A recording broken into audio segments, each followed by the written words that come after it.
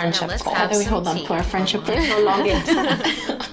Yeah, so Forever. So we're like 99. I know. Right? We're always sending each other memes of like, they're so old. And oh my God, they're the cutest thing though. It's like, cheers. We'll literally be like that, like getting in the car. Exactly. Jamming out, acting with the Picking each other up. The shenanigans will never end.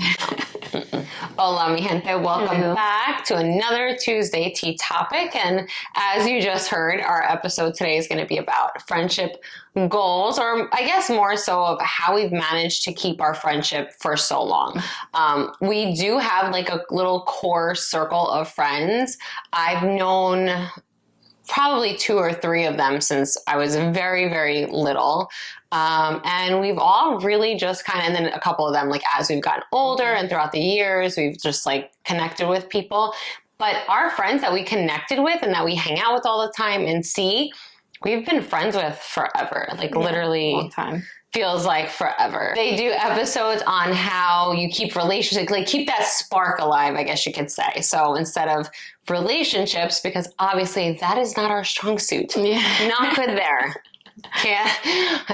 So, but I am good at keeping friendships. Yes. So that we are good at. So we're doing something right? Very good. So that is what we're going to go into. And then we're also going to share just some like funny or great experiences and things that we've been through, which we literally, so. Oh my God. When she said that, I was like a million of them going through my head. I was like, which one do I pick? There's so many. Well, this is going to be so spur of the moment because we literally just thought of this topic like right now. I'm going to be totally transparent.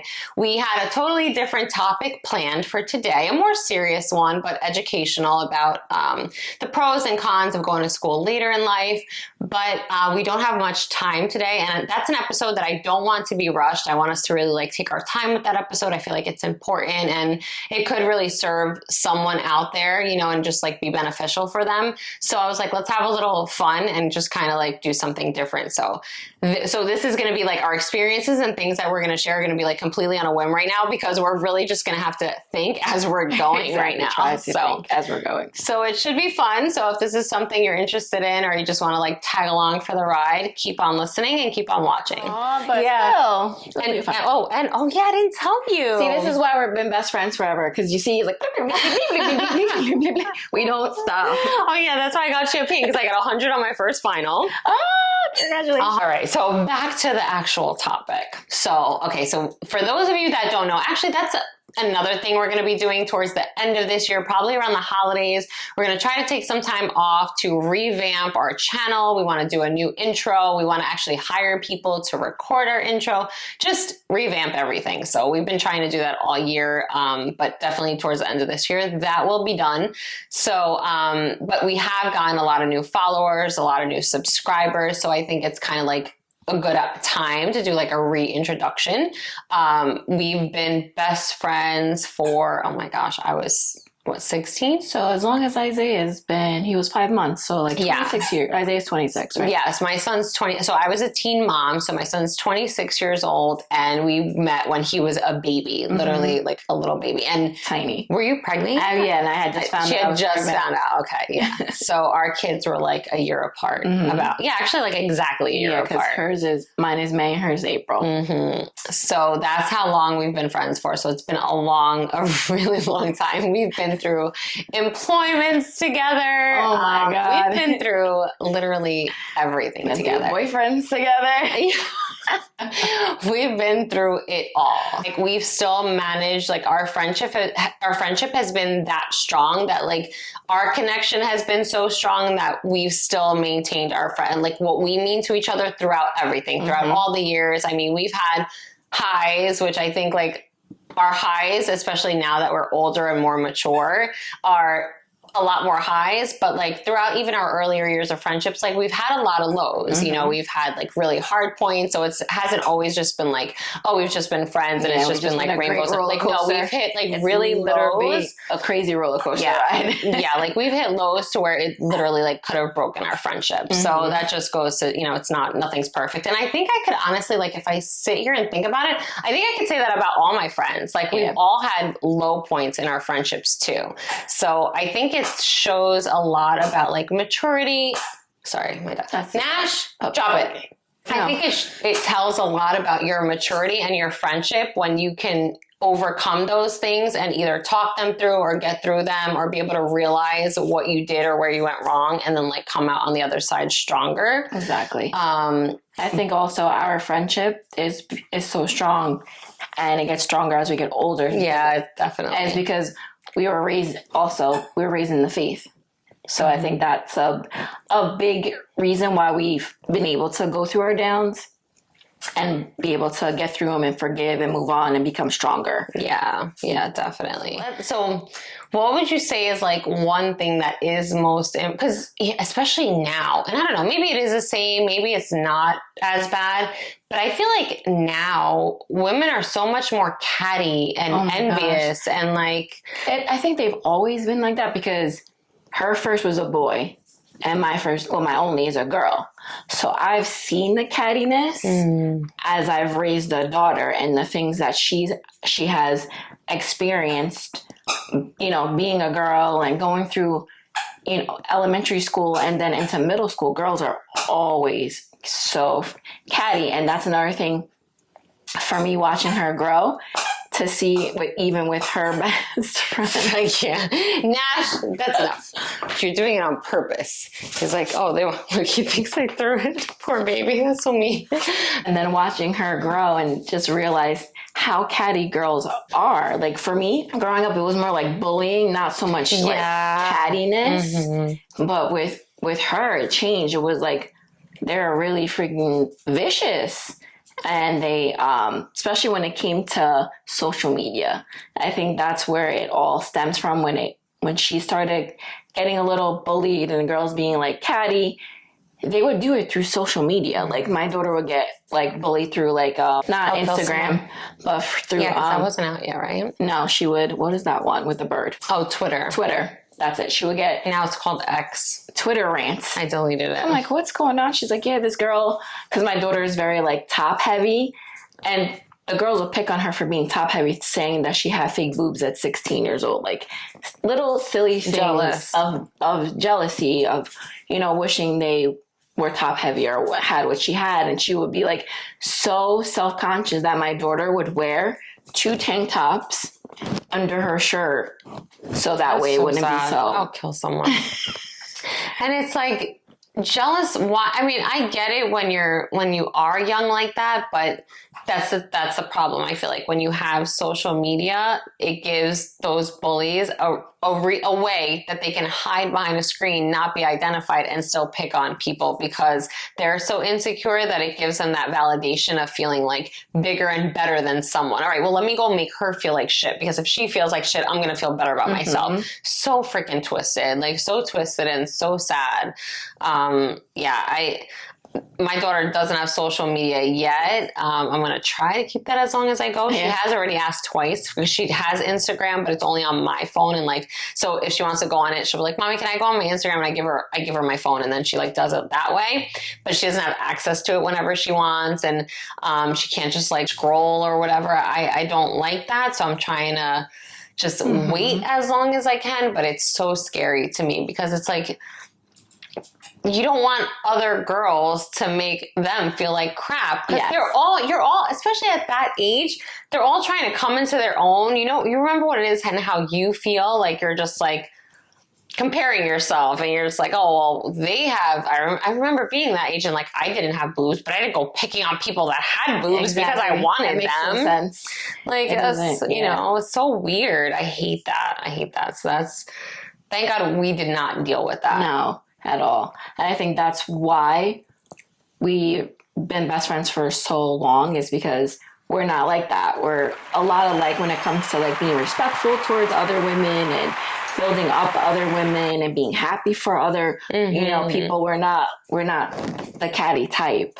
Especially now, I feel like I want to surround myself with women that I'm proud of. So I'm definitely not going to sit there and be jealous of, you know, because it's like, damn, if she's got all, like, you want people in your circle to be better than you. Yes. Because when you have people in your circle that are better than you, or like have higher aspirations, or they're just doing better, yeah, that elevates like your confidence, and you're like, and they motivate you. They either motivate you, they inspire you, they help you to be better. You know, like right now I have one friend, she is a hygienist. She's been a hygienist for I went to her graduation. My daughter was probably, oh my God, I think 2 or 3 at the time. And I went to the graduation, and like, she's inspiration. So anytime I need advice, anytime I need like, and she works in like Manhattan, a great place. Like she's so elevated that it's something to look up to, and so aspirational that it's like, how are you jealous of that? Like, you really want to have people below you? Like, what are you?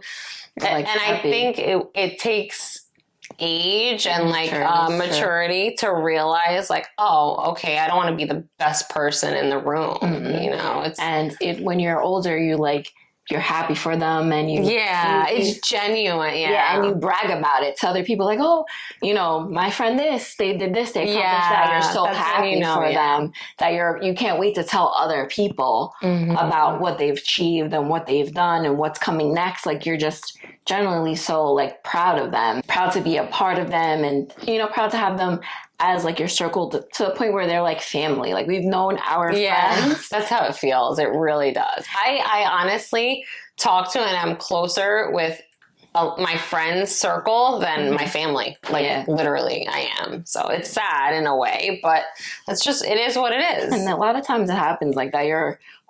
It's easier. It sounds crazy, but it's easier to confide in your close friends sometimes than it is into your family. Yeah. You know what it is for me, I feel like, and I don't want this to like come out wrong, but in my family, expectations were very low. It wasn't like expectations were high. So I feel like when it comes to my friends, we all elevate ourselves. We all want more. We have like high aspirations. We have like high goals. We have big dreams. And I think you need to surround yourself with people like that when you have so many things that you do want to achieve, because sometimes surrounding yourself with family members, and, you know, maybe there are friends around you that are like this too, but they don't see those goals and dreams like you do. So, and they're just like, oh, you know, you're just dreaming, or you're just hoping, or, I've had people like that in my life too, where they're like, they knock you down and they don't see your vision.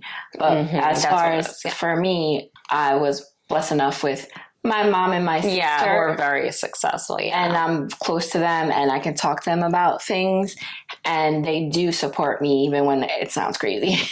When my ideas sound really crazy, they do support me. But and at the same time, I also have my friends that do the same thing. So see, like, her mom was a business owner. She was in the dental field. So like, her mom, like, remember we were talking about this recently, like, her and her sister were saying like their mom is like badass. Like, her mom was a single mom raising 2 girls, had her own business, was in the dental field, like working multiple jobs to buy her own house and take care of her children, you know?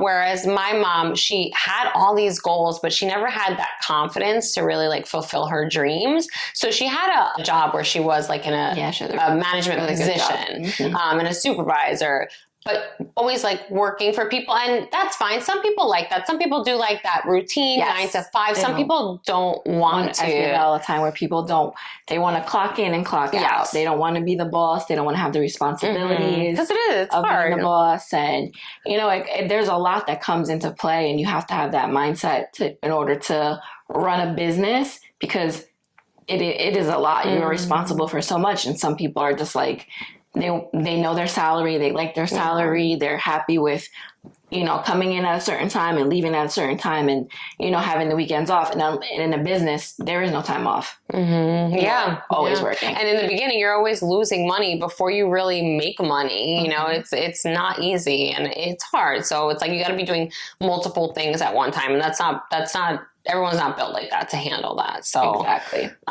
But you know, so that was like my mom was just like, all right, just go get a job and work to be able to just get by. And I'm like, no, my goals and dreams were just so much bigger that I'm like, I'm not made for that type of life. Like, I like nice shit. And I want to be able to buy nice shit for myself. So sorry, I'm going to go hustle. I'm going to go do whatever the hell I got to do. Crazy because before I met her, I was like, you know, like, I was so... Because that was so normal to us growing up. So normal with just like regular stuff, regular brands. And then I meet this girl, and this girl's like, this brand that I did not know about any of these brands until she started getting these brands. I'm like, oh, what's this? What's that? Like we said about your friends elevating, they show you what's out there for you to achieve. One thing too, if other people can do it, you can do it. You just have to really want it. You have to work for it because that's the thing. It's not just going to fall in our laps. And I think that's where a lot of people drop the ball because they're like, fuck, this is too hard. And they give up so easy and so quickly. I know in my heart, and I've always felt it, there's so much more out there for me. And there was such a bigger seed planted, not just for me, but I've always wanted to give the people around me a better life. It's just always been in my nature, like giving, because I know what it's like to not have, you know, to have and to not have. I've been in both situations where I've been very blessed and situations where I've literally like prayed to be able to pay my bills that week. So I've been in both boats, and it's always just been a dream of mine to be able to give people a life that they didn't know they could have. And I know that I'm doing that, and I will do that even further. Yeah, exactly. So how do you think we've gotten through like hard times in our life that we've been through, like with each other? How we've been through? How do we get through them? I'm trying to remember. There was a lot of drinking involved in our hard times. So I think it's as we just communication and saying that you're owning wrong. up is probably the number one thing. Like you have to, and it's hard to fess up. It's hard to, you can't just brush things under the rug, because that's another thing that was big in my family. It was like, all right, well, we're just, no one talk about it and it doesn't exist. You can't do that because then it just kind of builds up, and then you're just like, there's no trust, and it doesn't go away. It's always there. It rears its ugly head over and over again. So yeah, I think that's the way we've gotten through hard times. And there was times where we used to write letters to each other. I miss that. Oh my God, I need to find all my stuff. And I have some of I think I have all of our letters. I have to just find where they are. I have boxes and stuff. Like, Jenny talks about just like finding letters that we used to write to each other. We used to pass them in the hall at like school. And yeah, we used to write letters to each other because there was no texting. There was a time where we were going through like a rough patch, and our kids were going to the same school at the same time. And we just like hand a letter to each other instead of talking to each other. That was texting back in 2002. Okay, like there was no text, so it was either like you weren't ready to talk on the phone yet, but obviously it was like you love them, and and it's like, all right, I have to fix this and I don't know how. So that was like our way of like initiating that reconciliation. Start the conversation, hand the letter first. Yeah. And then just really communicating, like, especially now, I definitely realize like if I notice something or if I made someone feel uncomfortable or anything like that, I always try to make sure I take an initiative and acknowledge it. Like that's been my one big thing, or like apologizing if I've done something wrong. And I'm going to say the biggest thing for me now is not making those mistakes, just not doing it, just not, you know what you're supposed to do and not supposed to, back in my 20s, I made a lot of mistakes. I was very careless. I was very reckless, and not to use this as an excuse, but I did have my son when I was 16 years old. And they do say when you go through certain experiences in life and certain traumas and things like that, you kind of stay in that age that you get stuck at that age and that mentality. And I'll be completely honest, I think my early 20s I really was just stuck in such a young mentality and mindset, whereas to now I wouldn't even put myself in situations to like make those mistakes. I don't like it. I avoid anything, and I love the people in my circle, so I'm going to try to treat them with the utmost respect, know.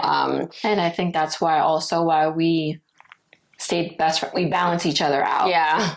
I was more of the calmer one that didn't want to upset people. And she would be like, oh, no, I'm saying it. Like, you know, it wasn't a bad thing. She's very bold. So if it was in her head, it was going to like come out of her mouth because don't step her over her boundaries because you're going to hear it. Yeah. And so I'll be like, do you really want to say that? It's funny when we were younger in my 20s, like I said, I really didn't give a shit. And, you know, we'd have like opportunities to do things or go play. And I was just like, yeah, sure. Like, let's go. And she was always like that voice of reason, like, no, you can't do this because X, Y, Z. And I would get so mad at her. Like I would literally get like, you're so mad. I used to call her grandma because I was so pissed off because she would stop me from getting into trouble or like save me from something dangerous. And I would just, you know, you're drinking or whatever. And it would like piss me off. And, you know, looking back in retrospect, you know, we joke about it all the time, but I'm always like, thank you, because I don't know what would have happened if she wasn't in my life for so many times or situations and things that happen. And it's funny because now we say we're kind of like reversing the roles because I'm becoming so scared and so sheltered of everything. I don't know why. And I hate this. Like, I'm like, all right, there's got to be like a medium. Like, you're fine. Just be responsible. And I'm just like, sometimes like now I'm like, all right, too cautious, and she's like, all right, you're okay, you can lighten up a little bit. So I think that's what happened. I think like I've traumatized myself, like literally I've traumatized myself. We've been through I know. So on that note, what is like an experience? See, there are so many that come to my mind. The first thing, all right, so if I close my eyes and I'm just like, all right, what's one moment that comes into your head when you're with Charisse that just sticks out? And I don't know why, but I have to bring it back to, well, obviously we both, when we talked about this right before we recorded, we both said Club Abyss. Like the nightclub that we went to, it was, was that your first club experience or no? Because it was mine. No. Oh, it wasn't? Okay. See, like I never went to teen clubs or I never got to like do any of that. So my first experience at a nightclub was Club Abyss. And I think I was like 19. I think it was like right around my birthday. And I was like, whew, what is this world? I was just like blown away. I loved everything about it. It was so much fun. And that became our, like, literally our ritual. Yeah, so it was like our home away from home. Like we were there all every week. Time. So much so that they had to give us a job. Because they were like, do you want to work here? Like you're here all the time religiously. I remember from like weekends to weekdays. It was bad. Mm-hmm.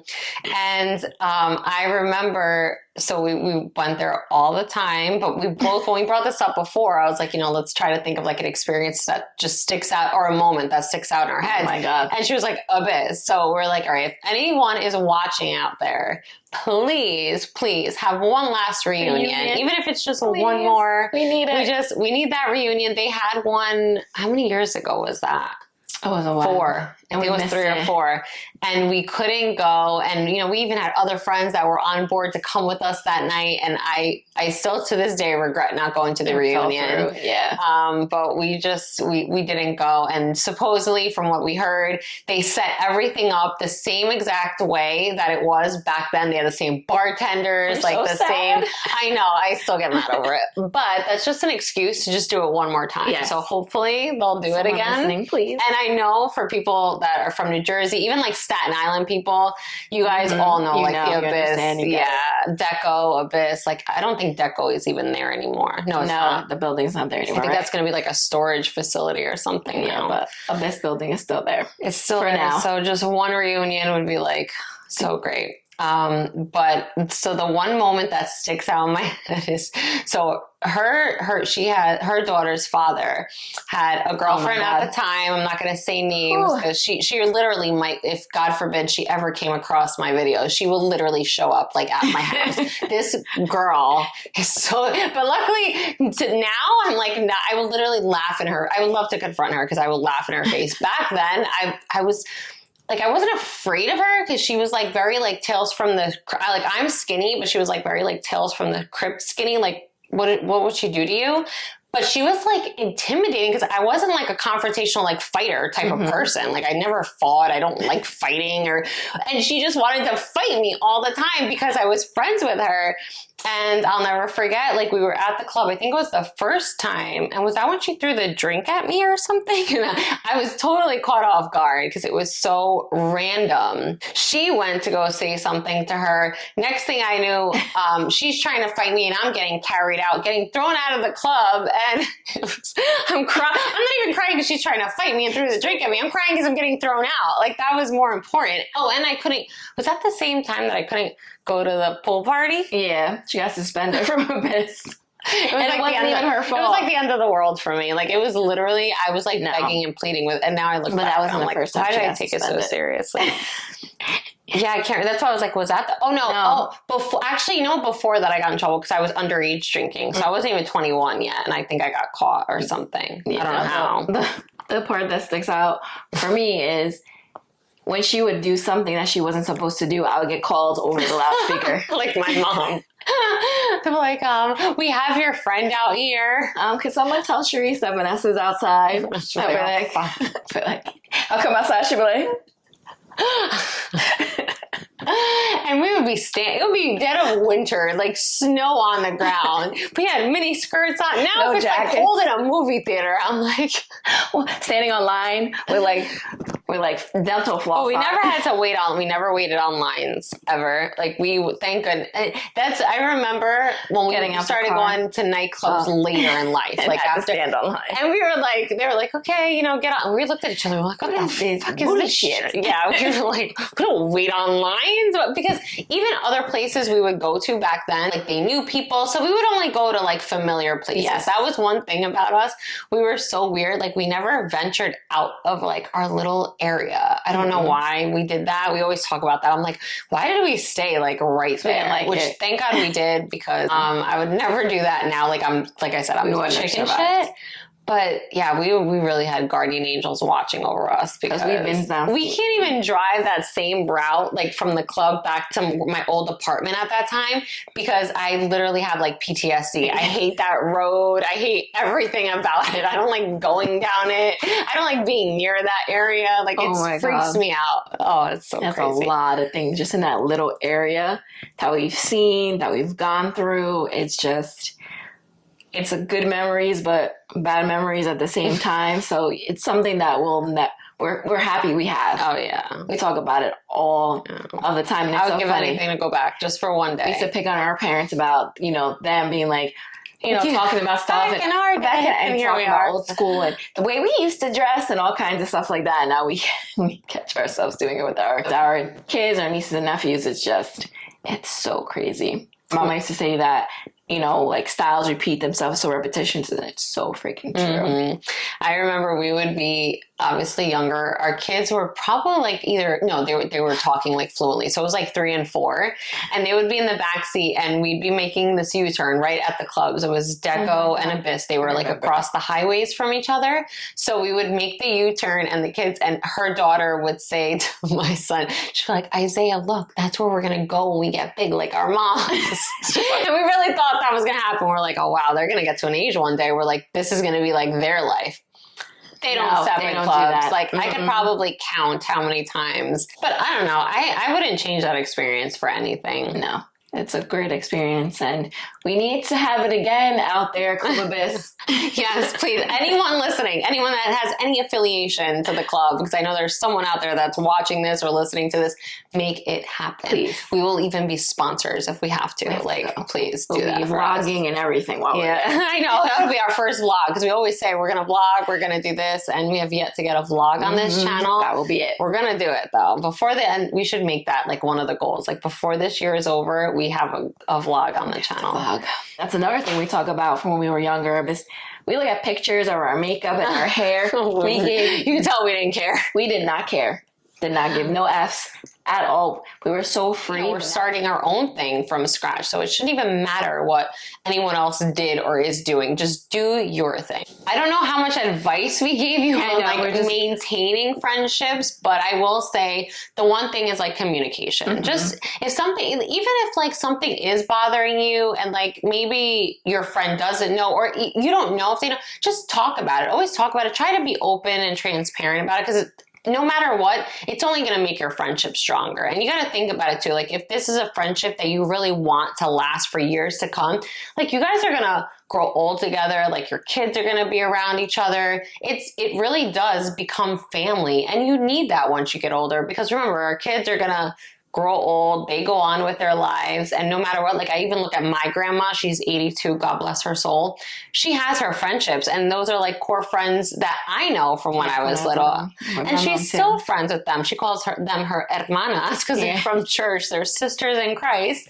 But like they're her friends. They're the first person she calls when she needs prayer or wants to talk about something. And, you know, that's obviously what I know I'm going to need. And that's what I want. So you just have to really like nurture those relationships as you would any other relationships because they're just as important. And when they're your friends, the conversation and communication should be easy. It shouldn't be something that you're afraid to come to them with or talk to them with, because that's how you know it's a true friendship and a true connection, when you can go to them if they've offended you or you feel something was wrong or you want to give them advice or anything like that. It's not something that you're going to keep to yourself and watch them go through turmoil or anything like that. You need to be able to come to them with everything and anything and not be ashamed and not be afraid or not be embarrassed. They're now your family. And so definitely communication is key. Yeah, and if they do feel like some type of way or get offended, then obviously you know, like, okay, maybe it's not like what you thought it was.